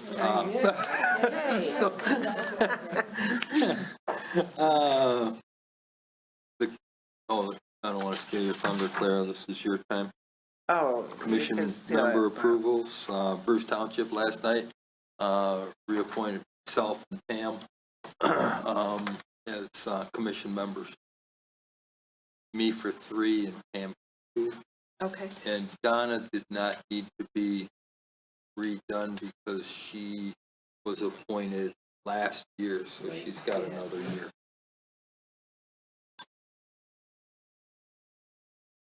So, take this table. It must be. Is All that right. you making that noise? Oh, there's like, so hopefully it's not, it's just a squeak. I thought there was a rat over there. Yeah, I hope not. I would let you know if that was the case. Where is And my then agenda? Washington Township, their meeting, is it the day before our meeting next month, or is there a different date? So it hasn't been set yet. I'm Okay. not sure where Sam is at with it, but he postponed it for the board because they are looking at not necessarily the reassignment part, but they were for replacing the alternate Okay, or talking about the alternate. okay. So, I just want to make sure I get it on my calendar. yeah, well, as soon as I find out. I Okay. just want to make sure they reappoint you guys. Yeah. Well, I don't, that wasn't the If issue I have to go to the meeting, I at will. all. He was just trying to figure out. I'm not exactly sure what he was trying to figure out, but he's working on it. Okay, so we are on to Thornton Park project. So, let me catch you all up to We date. skipped the trip policy. Oh, I'm sorry. Okay, let's go to the trip policy. So we have been working on a trip policy or taking our policy and updating it. We want to, I think the biggest obstacle here is we've had, normally in the past, we used to just give a free ticket or 2 free tickets, and we'd have people interested sometimes and then not interested other times. So we really had to come up with something to get a supervisor to go on all of our day trips as well as our extended trips to make sure that we are there to watch the people that we are sending. So what this is coming down to is that our policy needed to be updated, surprise. But the how we did it is we broke it down into the day trips and the extended trips. And we started paying the staff because we used to have that policy when there was an emergency and we couldn't find somebody, our staff that is in charge of travel is part-time. So it was like they're spending the majority of their time trying to talk somebody into going on a trip or what have you. So it evolved into paying for the trip each time. So with going through these, we obviously need a prerequisite. So somebody, one of our staff who is, you know, capable or have kind of proved themselves that they're fine to lead a group of people. We're including the one ticket. Normally we get a free ticket with each travel that we're going. If not, then we budget for that ticket. Sometimes we might get two. We always will give face value to that guest so that if you are taking a trip, you can just buy the ticket and you're not necessarily paying for the extras of the trip at cost. But a lot of times we end up getting 2 free tickets depending on how many people we take the trip, how many participants we have. So with the payment, we have, right now it's a $13 per hour rate across the board. Meeting with Becky, who's the senior director, and the part-time supervisor or the part-time programmer who puts the trips together and is in charge of training the supervisors and all of that. We looked at this policy after some discussion had been had earlier, and we had talked about paying everybody what they actually make per hour. But the confusion of that, because everybody is all different areas of where their pay is at, that we did really feel that like a flat rate would still be a good idea. Maybe we should raise the flat rate for several reasons. Just trying to, because there is a wide range of people who work for us who make different amounts of money. And so it could hurt the trip, but the trip budget, but it can also be, most of these trips are after hours. It's not necessarily during hours, or if they are during the day. No matter what, I do, and they heavily encouraged me to come and talk to you about keeping the flat rate, and as opposed to taking on each individual rate that's out. I do agree with it. It is, for one thing, it's easier to set the budget because we know how much we're going to pay. We can set it up front that this trip is this many hours. This is the amount of money that you will get paid. It will go on your payroll. The people can decide if they want to go on it or they don't want to go on it. They're getting the tickets, and then they're getting the per diem for food if the ticket doesn't include it. So Does it make sense that it's a stipend of some sort? So that was another thought, meaning like we would come up with a set amount. That's kind of where I think like the set per hour was at, because if a trip is planned to be 6 hours, it's going to be upfront that this is a trip that's 6 hours. Now, obviously, if something happened to the bus and they were there for 12 hours, we'll probably look at them and say, well, you were stuck on a bus for this amount of time. But for the most part, it's almost like a salary of taking this. So yeah, it would be a stipend, but we're using it as payroll. That way the taxes are coming out of it, and the, well, either way, having the liability insurance cover them because they're working. We did talk about the possibility, if we didn't go payroll, we could do a stipend and we can just do an accounts payable check too. I mean, that had come up. Then it's up to the individual to worry about the taxes. And that, like you. If they were to go over. That just raises the question, though, is Right. you have an hourly rate employee. Yeah. Doing anything similar to their regular job, pay the difference. So I don't exactly know the answer to that. I mean, they're not, HR this is people will. completely, this is different than, I'm not asking for free advice. I know. I just- but this is really going on a trip, having the free ticket, checking most of the trips are very simple. You're checking people on, you're checking people off, you're Right. going to a show. You have to leave a little bit early to make sure that you're at the bus when everybody is coming there.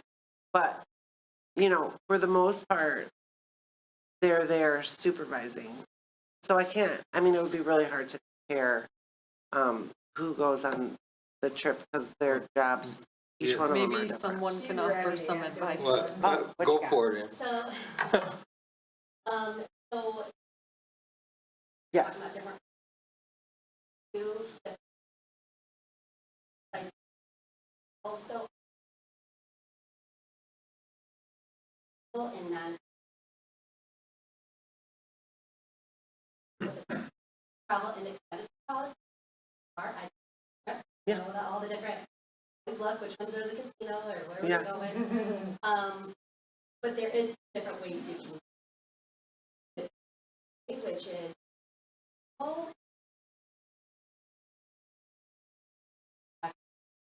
goes into code that says non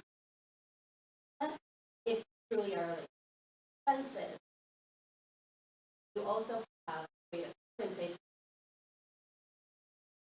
or doing and then put traveling quickly under the wage and hour division if traveling to us and that it's travel.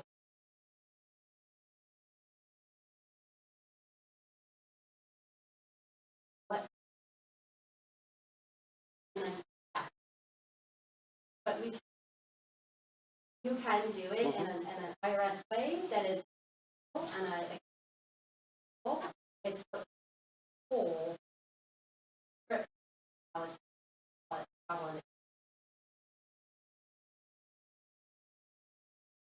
And this is where I was kind of saying, Clara, that I find it incredibly confusing because there is a travel policy in handbook and then there's this policy, which is different. And I don't know if they should be the same or different, and it just is So confusing. the travel policy that, oh, yeah, So because that's that like was the- back when, yeah. You want to all together to Mhm. fit it all your different. Hmm. That says regulated with IRS, wage and hour division, and Yeah. then out is special. Careful, 30 under 40, that's your number. Mhm. 80 is same. And magic 40, gotta be. Don't want to this, but on purpose, well, good policy. We just like it's targeting the younger crowd that's only the older crowd. All right. That's something that we got to. So at Parks and Recreation, we have different, or the same employee who has different rates depending on what they're doing, if they're working maintenance or if they're doing. So for simplicity reasons, we were trying to go with the across the board rate because most people don't want to go become a trip supervisor because they're want to be a supervisor. They want to go because they're going to see that play, or they want to go to the casino, or it's the incentive or this is the incentive that to give them something a little bit more. I guess it also is going on these trips in anybody's job description. No, Right. No. I mean. I think maybe- it should maybe be. it should be. You know, Really? that- Oh, well, I mean, the Yeah, trip programmer, if yeah. nobody will take a trip, then the trip programmer takes the trip.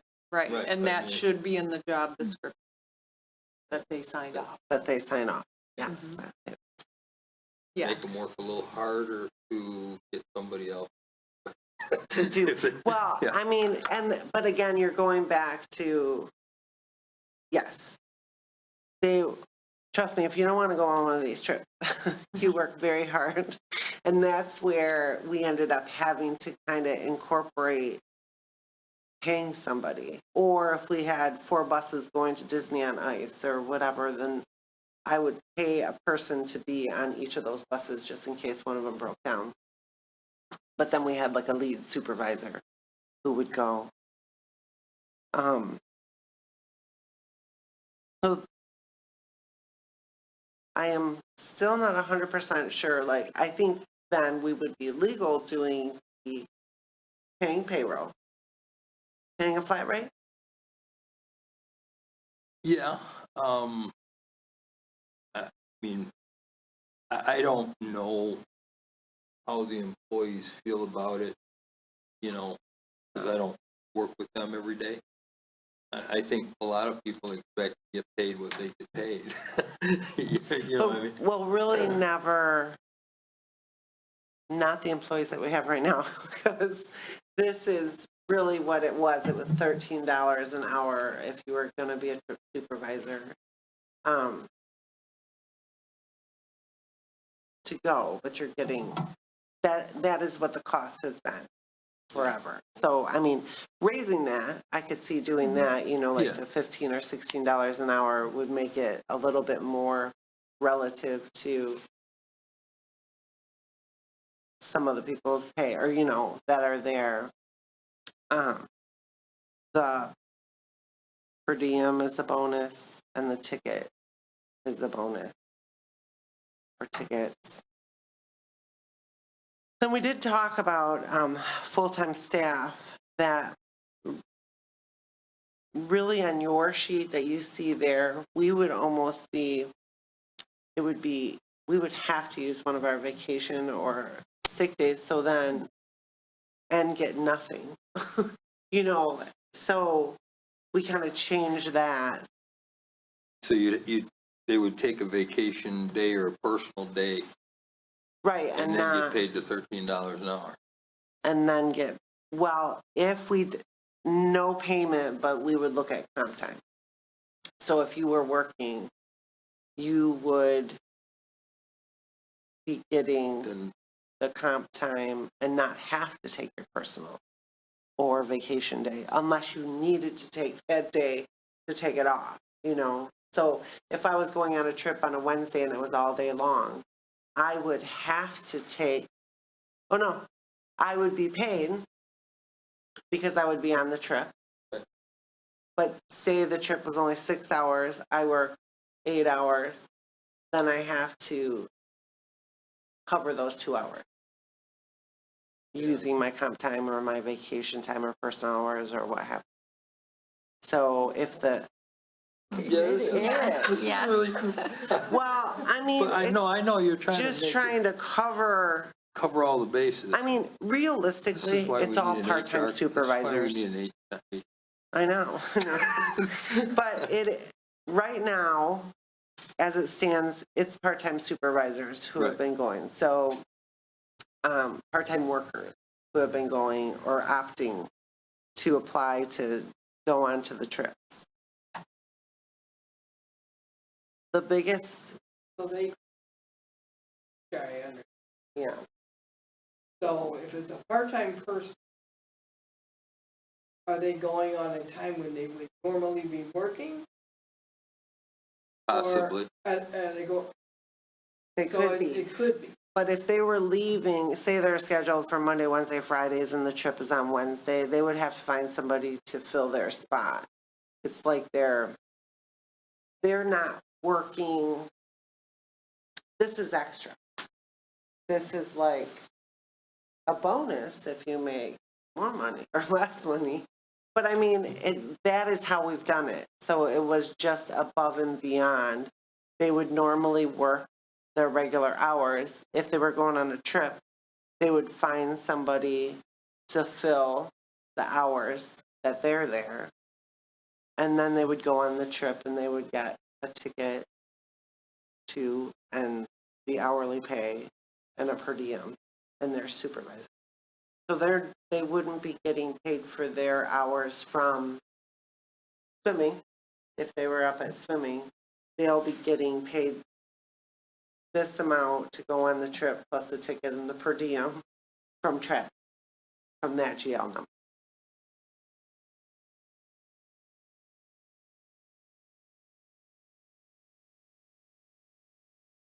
No.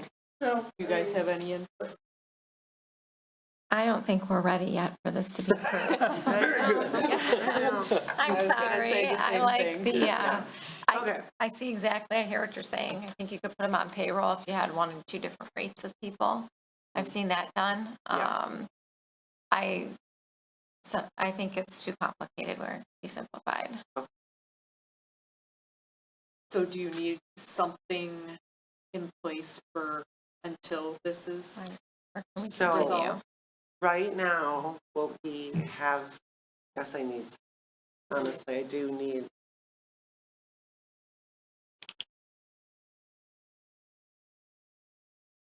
What we know right now is that we pay now $13 an hour for a trip. And they're getting their free ticket. That's what's happening right now. That's what's happening Why, right why now. doesn't consider a board to allow that to Right. while you're studying a proposal for the Right. commission to Okay. adopt? Yeah. As soon as you have more information with respect to your recommendation for Right, the commission to Yes, because I do think this is way more complicated than maybe it seems because of the handbook issue Yeah. and all of these other things that are going on. I think this has to tie into that. So might as well keep doing what we've been doing. yeah, as long as we have a just because there's trip planned and. Right. I say We'll do. Okay. I'm good Thank with you. continue.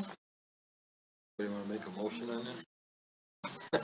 Do we need to if they're continuing? If it's just gonna continue the current policy, no. No, right, Yeah. Only okay, if you're Just keep gonna it. change the Okay. hourly rate or something. got through that. Yeah. Keep them with the same. Yeah. So we'll table the issue for later consideration. Yes. Okay.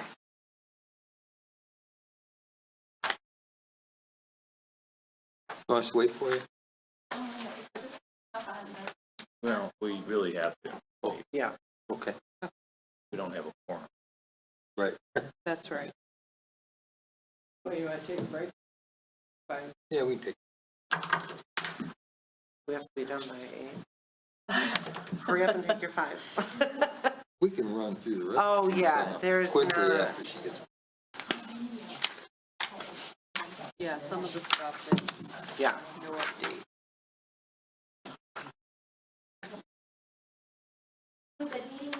Hi. Thank you. Thank you. It was nice meeting you guys.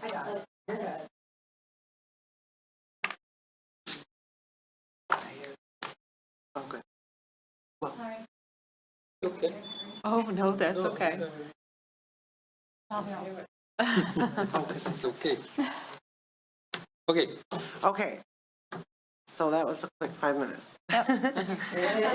Okay, so the next topic is Thornton Park. That is the piece of property that Sam came and talked about at the last meeting, which is on 31 Mile Road, close to Mound. It's 5 acres. Actually, I think it worked out that it's 6 acres, but it's a 10-acre parcel. I went to a meeting just to see what was happening. They're having meetings every Wednesday. So maybe this is something that if we all want to, whoever wants to go to a Thornton Park, it's on Wednesdays at 3 p.m.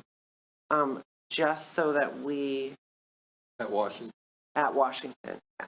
So the biggest thing right now with that piece of property is they are going to move that school. So they're working on that right now. But in the meantime, while they're working on they're moving an old schoolhouse from Mound Road, I don't know, half a mile there, and it's going to be restored by the high school students, and different businesses and things who are chipping in on it. So they would like to place the schoolhouse in the middle of the park. To do that, they need to, Washington Township is making a parking lot, like a gravel parking lot and a gravel pathway.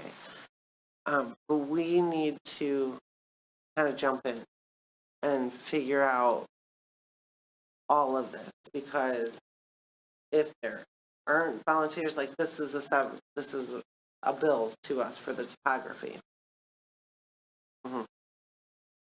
Did you see the? Excuse me? Why? Because, We didn't ask to do it. oh, where is the? So, right here. The, so, I know. This is why we need to meet and find this out and go, because there's going to be preliminary costs. And if this is going to be a park, because Washington is making it a park, and the interlocal is that we are parks and development, but we need to, I need help. But we Or do you need know what I mean? We We need to need to get, be able to budget for this. We can't Right. just, you know, we can't just be, I mean, I appreciate what they're doing. Right. And I want to help in any way that we can. But, you know, we need to be in the conversation. right. Is it budgeted for in the budgets that you just stopped? No. No. So it seems like you need more information regarding the ask, and then decide Yes. whether you wish to consider an amendment to the budget. Just So, assuming, Yeah. I did it all the township meeting. The hope he has mentioned, he just assumes to be a park that we are going to pay. Well, you're gonna have to have a public hearing, Yeah, but you don't have enough information right. Or you schedule a public hearing to decide if you wish to amend your budget. so. I need direction. This is the bill, the assumption is the interlocal is we are going to develop the park, that property is there. I think we need to set up a meeting. I think it's the best thing to do. I think we do. Whether it be, would that be a special meeting then, or Well, I think, attend the 3 Like you better PM be meeting? They're moving. yeah, we need to do something quickly, but we need to meet with them. Yes. You know. So I just- went this last Wednesday, yesterday, just to see what's going on. And this is what's going on. Like, there's just a lot of moving parts. I mean, their biggest thing is the schoolhouse. The park part, all of that stuff is later, but They're paying for the moving of the schoolhouse. right? yeah. Well, Yeah. I mean, For now. but there is the aspect of Sam wants this done in 2 years is what he told us. Yeah. And A to the point, we basement for haven't, the school, right. we have not budgeted anything for it in our current budget that was just approved. Yes. So he needs to keep us in the loop Mhm. in order for us to be able to do anything and take any action. Last we heard, he said he was going to keep us updated, right? I mean, I was under the impression that we really didn't have a lot to do with this until it's done. And then It we was the would come in, schoolhouse. and manage the park aspect of it. But as far as, I mean, and yes, if we agreed upon or needed to help with, you know, paying for things before that, but like I said, we didn't budget for it. So I would say that on the other side of the coin, the assumption is that we will be, well, with grants and possibly budget money. So yes, there needs to be a meeting. There Yes. needs to be, Or we haven't had any Is type it- of, Claire, are you suggesting a meeting with a representative of the commission with supervisor, or are you suggesting a joint meeting of both board and the commission. I mean, it certainly seems, from a logistics standpoint, it'd be easier if the commission considered a motion to have one person Yeah. speak, perhaps with you as well, to have a meeting with Sam to really try and outline How it's gonna expectations go. that he's looking at, a timeline in connection with those expectations, so that a presentation can be, so that the commission can get its Can arms make around the decisions, ask. yeah. No, I'm in agreement. So, Yeah, I can. I'm available.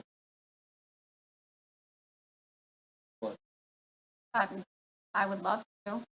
After listening. It's up to two of you. I mean, Yeah, you could have more than one.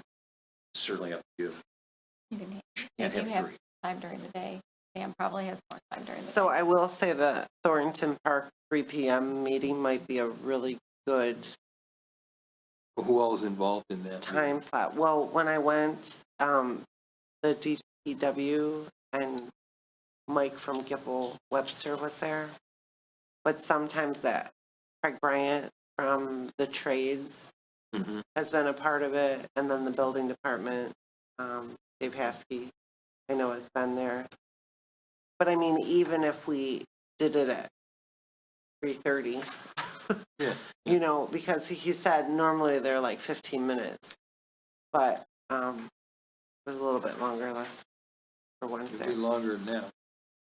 I mean, I have a lot of questions. Well, Right. I know, I definitely know, and that was, again, we just have to stop being surprised, I think is their biggest, Right. is to come No, I out like- with. Because it's not just, it's really, they have parts. One may not have anything done to it, Yeah. but then we have Romeo too, Right, who's gonna be asked I for know. something, I Yeah. assume, with that Correctly, Reckman part, correctly. all which was not included in the budget. this Right. year. And then, you know, we have people asking for flash pads and Right. this and that, and so Right. it's like, it's very difficult to prioritize where we should be putting our funds and our energy. We kind of did Without- that with That's the why we have the master master plan. plan. Right. yeah. Right, Yeah. But, and in the master, these parts were listed as possible future parks. properties, yeah. They weren't even Weren't even on budgeted the for radar at the plan. time. No. Right. So,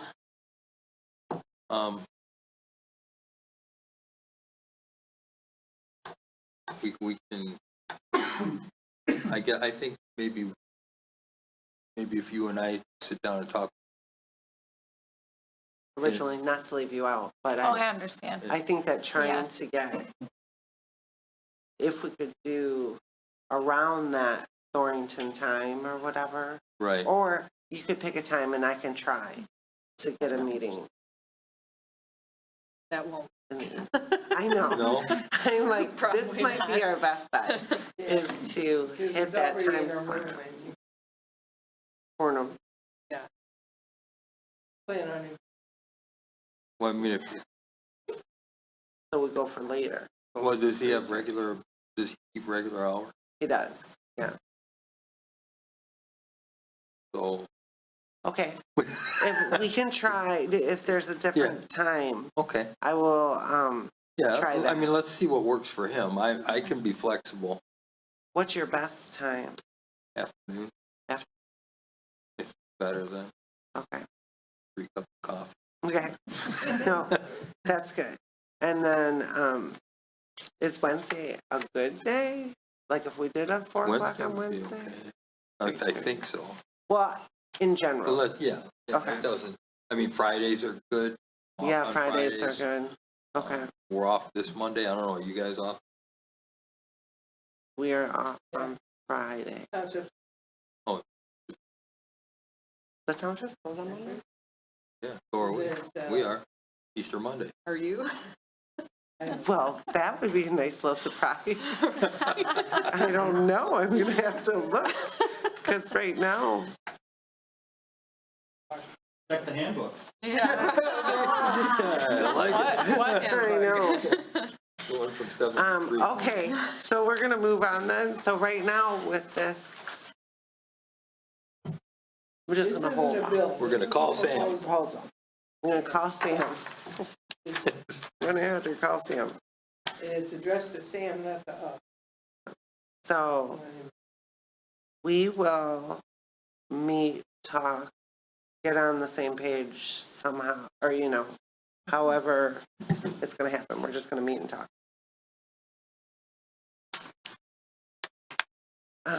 Okay, so Gilcher Park water sewer quote and pavilion update. Attached is, this is from, so we're in the process, the bid is out for the pavilion.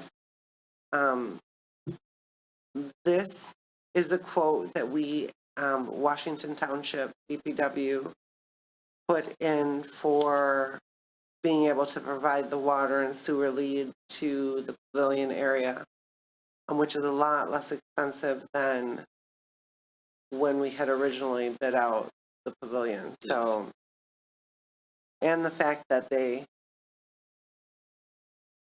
have an interest in the park is great. Township is not It's, close by. well, there goes that surprise. We're always closed on Friday here. Yeah, so that makes sense. Yeah, Yeah. yeah. So We work longer hours. that's true. I know, right? So this is the quote from the township, which is great. And Brent thinks it's a good idea, Yes. obviously. I did too when you told me, I thought it was, good. Oh, yeah, but it's a lot. Yeah, but it's a lot of work Yeah. and, they have the issue with the contaminated soil. Yeah. So is this something that will be included in the final quote, or this is So separate? this would be separate. Okay. Because the bid would not include it. That is out on bid now right now. Okay, So I think that this would be something that we would want to approve as long as the bid goes through and we do the pavilion, okay. so that DPW could. And I would like to have a firm number Firm. before we start, even from Oh, them, right. saying, approximately 100,000. Yeah, We should have a firmer number. but when we go Yeah. to, Yeah. well, so maybe we don't have to do anything unless we approve the concept of, I don't know, we need to do anything or not. I don't think we need to do anything at this point. Okay.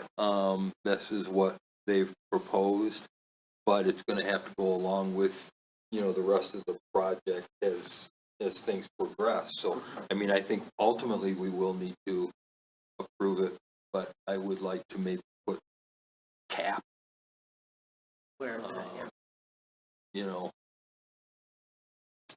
Yeah. Not now, Yeah, but when right, we, yeah. when we get. I'd like to get more information from Brent too, and Washington Township DPW to see exactly, what they're. But it at least gives us an idea of Yeah, gonna and be that's yeah. the general idea. No, Yeah. that's great. Okay, Tabling for more info, or just well, she was just giving us an update. Yeah, and that's enough. I wasn't sure if it. Okay. So, 8F is other development and improvement updates. The, Orchard Hills is complete. I do have some pictures if you want from my, I'll drive by on my way home. yeah, The okay. lights are on. Well, if anybody wants. I drove by, I'm like, oh, I should take some pictures and bring it to them. I'm sorry, I'll bring it to you. I was just kidding. Whatever you don't give Bob. Orchard Hills? This is Gilcher, Crispin, and Orchard Hills. Bob, do you want a copy? Sorry, I didn't. Hold on, I'll be right back. Yeah, the fence looks nice. I like the fence. Yeah. So, Gilcher Chrisman, the fence is up. It goes all the way around the park. There are some openings or different housekeeping that we need to do. We have boulders out there and we need to move those closer together.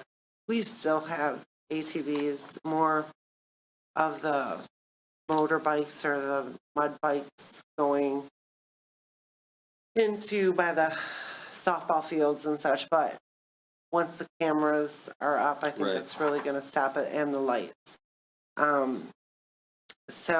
But the front, I just took an example so that you could see, that's like the nicer, wrought iron fence, and that goes on both sides of the driveway that comes in, and then the rest of the fence is, Cyclone, cyclone, plastic coated, nope, not plastic coated, No. it's a powder coat. oh, powder coated. Yeah. So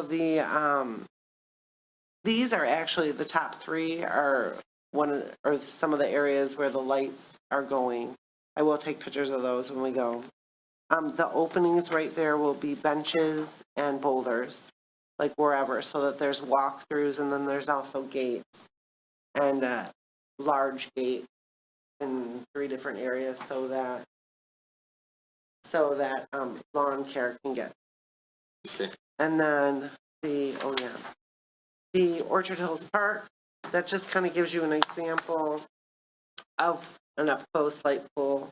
There's 3 around the parking lot and then 1 back by the pickleball basketball court.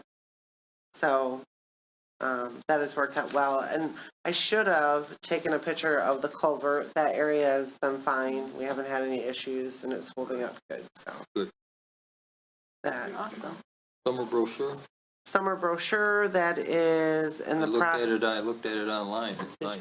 I Good. like it. Yeah, sadly, Deb, or happily, she's moving on to bigger and better things, but is leaving. But right now we have a past staff who has an art degree and experience in marketing. So right now she is in the process of looking for a full-time job. So while she's doing that, and I'm going to put an ad in the paper, she's doing a lot of our stuff off site or just as a helping me get through the website and the different things that come along with this. So, and it should be mailed out to Romeo Washington Bruce residents. It will be next week. Cool. Right now, it's just been sent to everybody digital. And so the 8H is the proposed Reckling Park for the Village of Romeo, which is on Sisson Street.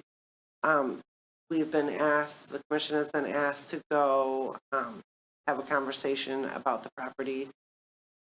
Reckling is one of the residents who had lived here, who was a police officer in Oakland County, who was killed in the line of duty.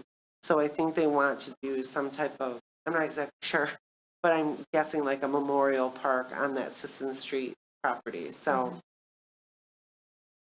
we've just been asked to go and have a conversation. So Well, that would be at 5 p.m. before our next meeting, if we can. well, why don't they come to us with what they're wanting rather than Us just, I mean, goes- that, it's much easier that way if they like come to our meeting, Yeah, and I don't know who would, whether it would, I can ask Megan. Megan's Yeah. Megan's the one. if Megan's heading it Yeah. up, Right. I probably think that she was probably just like, do you want to see what it looks like or I've seen it many see times. the location? Okay, so I will ask her if she could come to May's meeting. That would be Better. great, yeah. Okay. Okay, Unfinished business, Washington Agreement, I have no update. cool. Have you heard anything? No. No. Okay. Romeo Community Schools, next Wednesday. Coming up. next Wednesday, we have another, yeah, we're gonna have We're compiling our hours and the activities that we do in the school so that we kind of have a document, an updated document. Show and look at where we're using it, kind of what we've lost. I'm trying to include a little bit. We've lost some ball fields and different things, so we need to look at all of it. Go forward. Community comments? Okay. Commission comment. And, I guess, oh, yeah. sorry. Okay, I think, we have discussed it. Potential changes are coming down the road for the cable TV service. Mhm. Today I got notified that, another change could potentially be coming down the road of,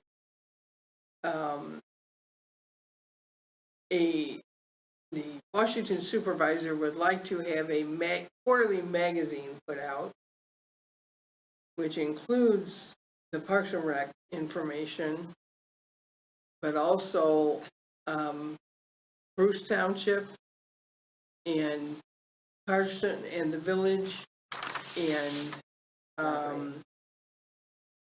cable TV, whatever else he decides is going to get thrown in the bucket. But he's asking that the WBRW staff be the publishers of the magazine at the same time that he's asking the paper. That So, sounds good to me. I think we may have an objection to that. So I don't know if you've heard it, if anybody I haven't else- heard any. Well, see, and he included Bruce Township, probably Mike, Yeah. probably Mike yeah. Philbrook's gonna do it, yeah, okay. Mike. So he's got a bunch of people coming to a meeting. He talked to Matt, our director, today. And he's scheduling a meeting for all the parties involved to try and figure out how this is gonna, so, Is it gonna be an actual print magazine, or is it gonna Yeah, that's what he's talking. Similar to the one that Mid-TV is publishing. I don't know if they still do or not. I just know that when, I've always thought that it would not be a horrible idea, not for WBRW to be in charge of it, but that if Bruce Township wanted pages in the Parks and Rec brochure and Washington Township, we did it for a little bit, but it was sort of went away kind of fast, just because it wasn't, someone has to be in charge of it at the township to come up with the newsletter or what have you. So it's not horrible. The residents like information, but combining efforts normally always saves money. But there would have to be a lot of conversation, because all the sponsorships that we get, that money goes obviously directly to us, and it goes back into our special events, into the community. So then what happens? But then on another avenue, maybe more sponsors would come if the townships were involved in it, because more people would maybe be looking at it than just looking at the Parks and Recreation. He's talking about selling advertising it. So, there would be like a lot of things we would need There's to look things at. you really need to think about it.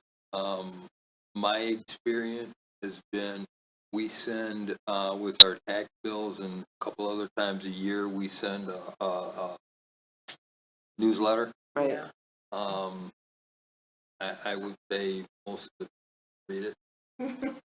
Well, if it was in the Parks and Rec brochure, they just, because they walk in and the tax bill is still in the envelope, and they Right. pull out and haven't even read it, you Yes. know. I don't know, information is great, but the other thing, I don't think we want to muddle, like our summer Revenue. catalog. Mhm. I don't think we want to muddle that with a bunch of other stuff. People aren't going to recognize what it's really for. Right, it would definitely have to be A separate, split, yeah. or, Yeah. a long time ago, we used to share our brochure with community education, when the schools were in the community education program. And we kind of had the same issue. You almost have to make it look completely separate. Another, Half I of it think, one side, the other yeah, half upside down. Yeah, this way. But I think it, and again, this moved fast. I didn't even know Yeah, I about a mean- meeting. It was, first we heard about it was this afternoon. Sam called the director and asked him to come to the township hall. He dropped his bomb on it just 4 o'clock. Was it more of a thought process, do you think? Well, with or- Sam, you never know. I know. Well, yesterday, I mean, because really, it sort of Yeah. just came out when I stopped at the Thornton, and that was talked about, and I was like, oh, well, you know, So I'm sure that there will, I'll have to get with Mike, see if he's been in the meeting. And, but we need, you Yeah. need to be I invited was to the not meeting. invited to the meeting. Interesting, but, so I just know that if it's gonna happen, then the other issue's gonna have rethought. So, they stop messing with everything again, because we all just set our budget. We just set our budget to WBR. So now, all these things keep coming up that's gonna change the budget. And like, slow down. You gotta give us this notice ahead of time. We Yeah. can't just Right. do what you want us to do. So, but I just wanted to let you know about it. So, the contract issue, our contract is not up until the end of the calendar year. And so we are currently preparing a presentation to give to the township our offer for the next contract.